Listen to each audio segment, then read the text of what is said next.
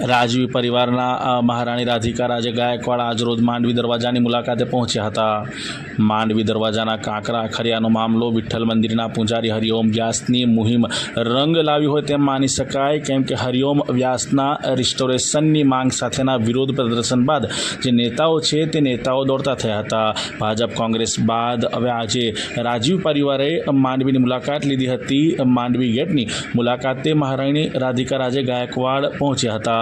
પૂજારી હરિઓમ વ્યાસ સહિત હેરિટેજ કમિટીના સભ્યો અને આર્કિયોલોજિસ્ટ સાથે ચર્ચા કરવામાં આવી હતી અને એક્સપર્ટ સાથે માંડવી રિસ્ટોરેશન મામલે પણ ચર્ચા કરવામાં આવી હતી.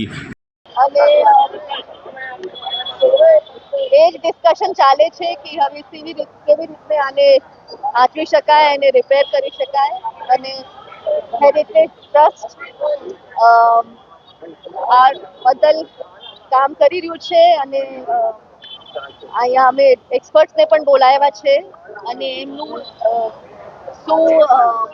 શું કહેવાનું હશે એ શેર કરશે. પછી એ અમે વીએમસી જોડે શેર કરશું અને એ આશા છે કે આનું રિપેર થશે અને વ્યવસ્થિત રિસ્પોન્સિબલી આનું રિપેર થશે.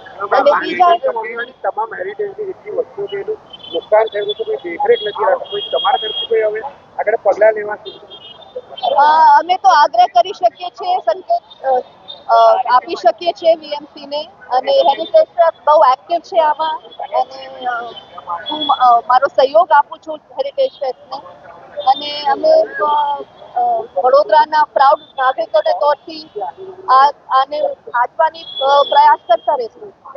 પોસ્ટ મૂકી હતી કે कुछ बोलेंगे तो विवाद हो जाएगा, तो इस संदर्भ में तंत्र एक्टिव થયું શું માનો છો કે આવું કોર્પોરેશન के संदर्भ में था या किसी और संदर्भ में था?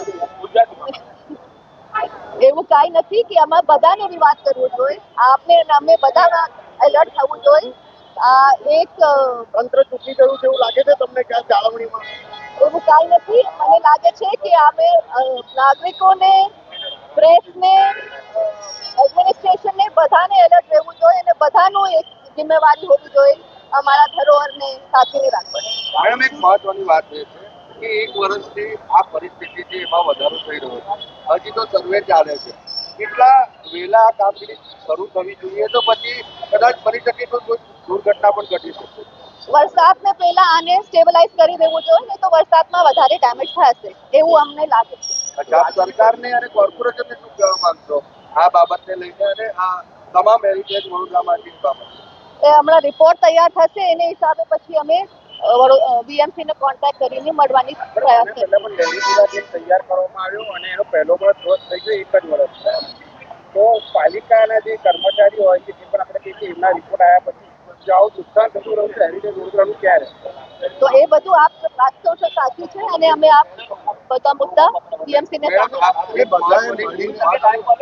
બધાએ મળીને વડોદરાની જે હેરિટેજ છે એની સાચવવાની એમાં આપ કોઈ હકદાર છો, અમે હકદાર છે. સવાલ એ છે આપણે બધા મળીને જ કરવું પડે. એક મહારાજને જ્યારે આવવું પડે રોડ પર ઉપવાસ પર ઉતરવું પડે ત્યારબાદ બધા એક્ટિવ થાય તો એક દુઃખની વાત છે. આપ બધા ઉઠીને આવ્યા છે અને બધા તત્પર છે આને માટે. એ જ બહુ મોટું વિષય છે અને અમે આપણે આગળ કરવાનું છે આપણે એવું વિચારીએ, બરોબર છે. અને જેમ આપણે જાણીએ છીએ કે આમ તો 10-20 વર્ષથી પણ ઘણી બધી હેરિટેજની બિલ્ડિંગો જે છે એમાં આપણે હજી અમે ડિટેલ સર્વે નથી કર્યો એટલે અત્યારે અમારે વાત ચાલે છે 2-3 જણા સાથે અને ડિટેલ સર્વે માટે ઘણો ટાઈમ લાગે.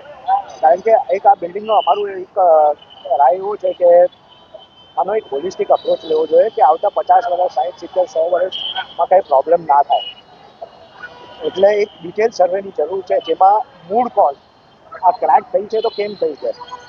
કોઈ બી બિલ્ડિંગમાં આપણે જ્યારે મૂળ કોઝ આપણે શરીર જેવું છે કે મૂળ કોઝમાં જ્યારે ના જઈએ ત્યાં સુધી એ રિપીટ થયા જ કરશે.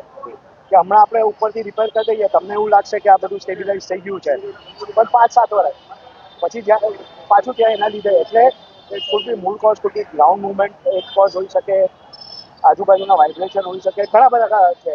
એટલે એ પહેલાં આપણે આઈડેન્ટિફાઈ કરવા જરૂરી છે.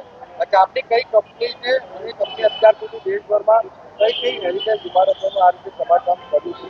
અમે ઘણા બધા, મારી કંપનીનું નામ છે હેલિફિક્સ ઇન્ડિયા પ્રાઇવેટ લિમિટેડ અને અમે ઘણા બધા 100થી વધારે મુંબઈમાં કરેલા છે, આપણે IIM અમદાવાદમાં કરેલા છે, હમણાં જુનાગઢમાં ઉપરકોટનું કામ કરેલું છે, બોમ્બેમાં Gateway of India, Taj hotel, BMC building, ઘણા બધા એટલે આખા ઇન્ડિયામાં કરેલા છે. દૂન સ્કૂલ દહેરાદૂન કરેલું છે.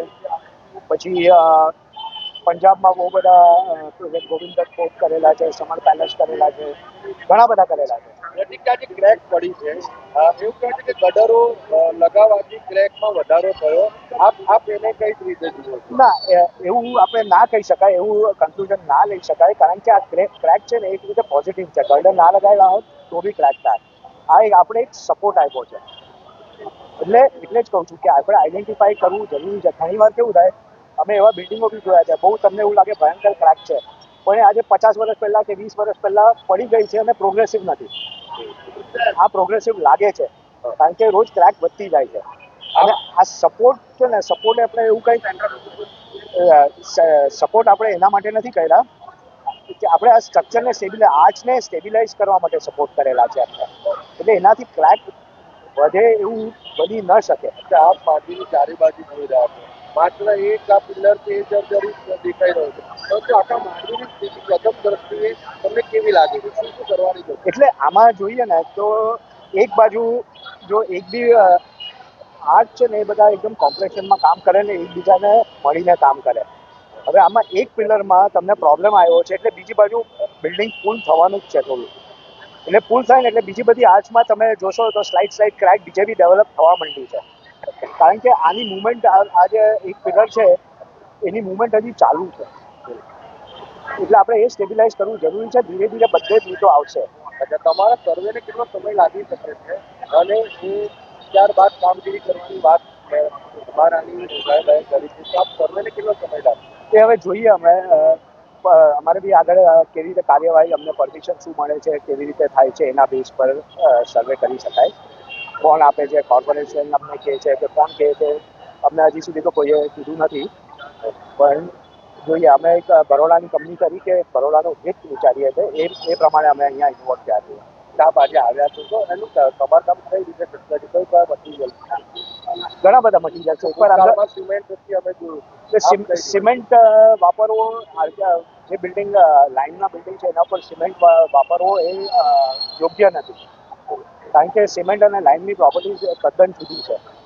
એટલે એકવાર આ ખોલીએ એમાં કયું મટીરિયલ છે, બને તો એ જ ફેબ્રિક યુઝ કરીએ અને મિનિમલ ઇન્ટ્રુઝન સ્ટીલ વાપરવું પડશે, પણ એ એકદમ પાતળું સ્ટીલ આવે જેનાથી આ સ્ટેબિલાઇઝ થાય. પછી અમે ગ્રાઉન્ડ કેવી રીતે સ્ટેબિલાઇઝ કરીએ એ એકવાર મેથોડોલોજી ડિફાઇન થાય પછી ખબર પડશે. માની લો આપણો રિપોર્ટ કેટલા સમયમાં તૈયાર થઈ જશે? વાત કરી છે એટલે હજી અમે બી અપ્રોચ કરવાના છીએ, કારણ કે અમને હજી સુધી કોઈ અપ્રોચ કર્યો નથી. નિમિષ માકડિયા.